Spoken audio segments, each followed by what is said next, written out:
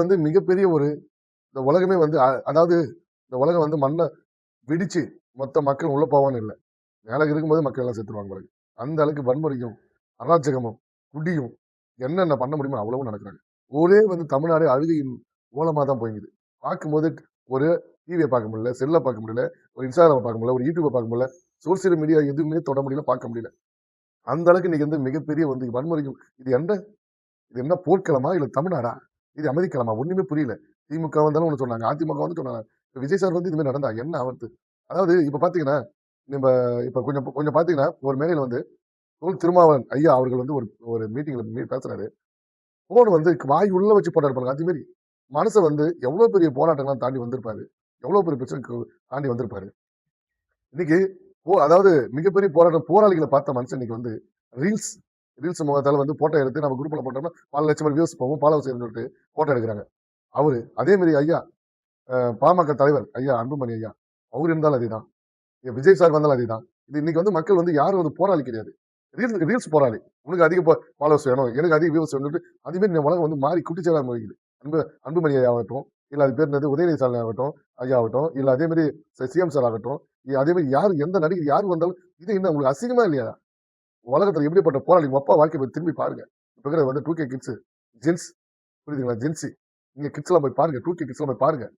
நம்ம அப்பா அம்மா எவ்வளவு கஷ்டப்பட்டு போராடி ஒவ்வொன்றுக்கும் போராட்டம் பண்ணி நம்மளுக்கு எவ்வளவு பண்ணியிருக்காங்க போய் பாருங்க. எதுவுமே இல்லாம போன ஒண்ணு வச்சுக்கணும் எல்லாரும் வீடியோ ஒன்று எடுத்துக்கிட்டு பேசக்கூடிய ஒரு ஆக்கப்பூர்வமா பேச வரவங்களும் பேச விடுறது கிடையாது. அந்த அளவுக்கு நாடு குட்டிச்சவரா போகுது. என்ன நடக்குது என்ன போகுதுன்னே தெரியல. நீங்க ஏன்னா தான் உண்டு தான் போன் உண்டு தான் நீங்க வாழ்ந்துக்கலாம். வீட்டுல நடக்கிற பிரச்சனை கூட என்னன்னு தெரிய மாட்டேது. அது மாதிரி உலகத்துல இருக்கிறாங்க. அதே மாதிரி நீங்க வந்து என்னோட கட்சியில சேர்றது திரு நம்பிகள் யாராவது விருப்பம் உள்ளங்க சேருங்க. 25 பேருக்கு நான் சீட்டு கொடுக்க போறேன். 2031 என் தலைவன் தலைமை அமைக்கும் போது எல்லா மக்களும் வந்து இதுல சேர்ந்திருக்கும் அமைஞ்சிருக்கும் தான் மிகப்பெரிய ஒரு ஆசையோட இந்த வீடியோ போடுறேன். சேருங்க. மக்கள் எல்லாம் வந்து ஓசிங்க. நமக்கு போராட்டம் நடந்துக்குது. அந்த அளவுக்கு இருக்கு. இன்னைக்கு வந்து கரண்ட் இல்ல.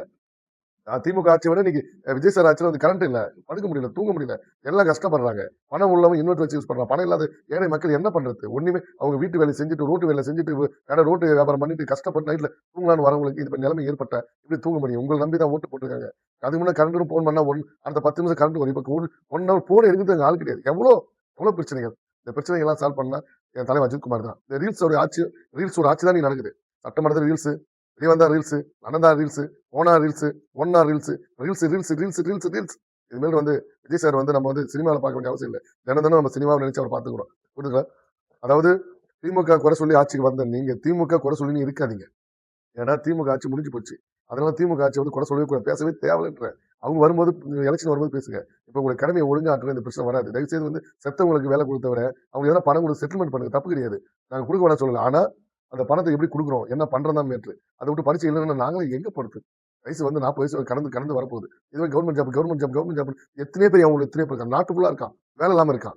ஒண்ணுமே புரியுது கிடையாது. ஆக்கப்பூர்வமா விஷயத்த பேச வந்தோம்னா யாரும் பார்க்கறது கிடையாது, ஷேர் பண்ணது கிடையாது, ஒண்ணுமே இல்லை. எப்படி இருந்தா என்ன நடக்கும்? ஒரு பேச முடியாது. ஒரு நல்ல விஷயத்த பேச எவன் பாக்குறான், முதல்ல எவன் பாலஸ் பண்றான், ஒண்ணுமே கிடையாது. ஒரு நல்ல விதமா பேச வந்தா நான் ஒரு 10 வீடியோ போறேன்னா அது போகாது. மத்தத பேச போட்டா போகும். புரியுதுங்களா? இங்க பாரு என் தலைவர் அஜித்குமார் வந்த அந்த ரீல்ஸ் பாத்தீங்களா? சினிமா வேற, ஃபேமிலி வேற, குடும்பம் வேற, தொழில் வேறன்னு போறாரு. தொழில் பண்றத குடும்பத்தை காமிக்க, குடும்பத்தை காமி பண்றத தொழிலை காமிக்க மாட்டாரு. அது மாதிரி என் தலைவர். அதாவது இன்னைக்கு அரசியல் உள்ள வந்துட்டு பிறகு தயவு செய்து சிஎம் சார் ஐயா அவர்களே நல்லபடியா நல்லதை பண்ணுங்க.